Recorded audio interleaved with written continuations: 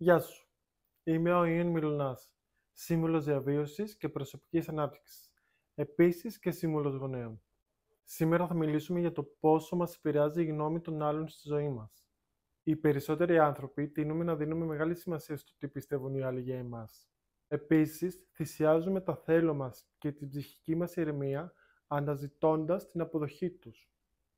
Αυτό είναι ένα κοινωνικό δυσλειτουργικό πιστεύω που μας έχουν περάσει από μικρά. Πόσες φορές έχεις ακούσει ποια είναι η γνώμη των άλλων, τι θα πει η γειτονιά, τι θα πουν οι φίλοι μας, ο κοινωνικός μας περίγυρος. Είναι κάποιες ερωτήσεις που τις ακούμε συχνά.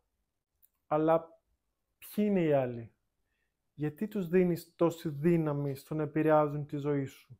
Κάποια πράγματα είναι η γνώμη των άλλων. Πόσες φορές έβαλες φρένο στο θέλω σου, επειδή σκέφτηκες το τι θα πούν. Ούτως ή άλλως είναι ένα κοινό μυστικό. Ό,τι και να κάνεις, οι άλλοι θα πούν. Είτε κάνεις πράγματα για αυτούς, είτε κάνεις πράγματα για εσένα, πάλι θα πούν. Ο καθένας έχει το δικαίωμα να μιλάει, να λέει τη γνώμη του και την άποψή του. Πρέπει όμως να μάθουμε να διαχειριζόμαστε την κριτική των άλλων και να καταλάβουμε ότι αυτή η κριτική δεν έχει σχέση με εμένα ή εσένα, έχει σχέση με τον ίδιο που κάνει αυτή την κριτική. Αν σταματήσει να σε ενδιαφέρει η γνώμη των άλλων, τότε θα έρθεις πιο κοντά με την πνευματική σου ηρεμία. Ζήσε όπως θες.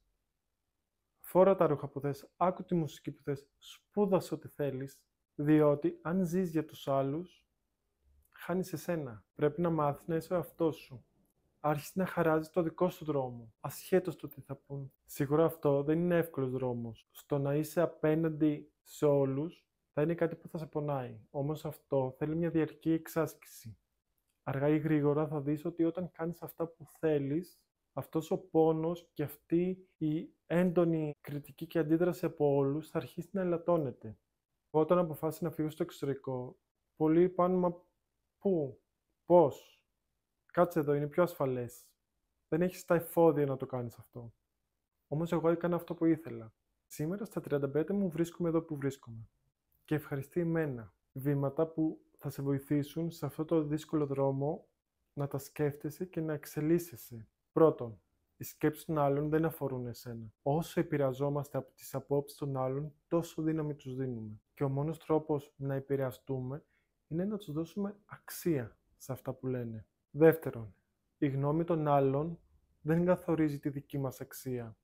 Η αξία που έχουμε ως άνθρωποι δεν προκύπτει από το αν οι άλλοι μας αποδέχονται για αυτό που είμαστε.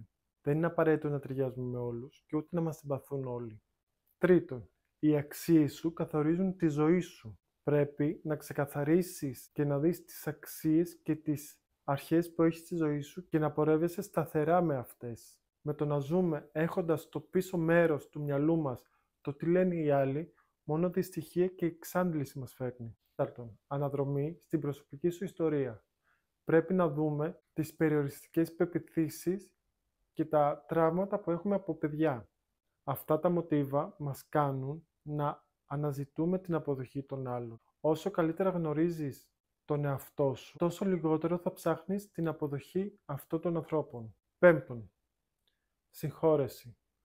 Αγκάλιασε τον εαυτό σου, άκου τον εαυτό σου και μάθε να τον συγχωρείς για λάθη που ίσως έχει κάνει.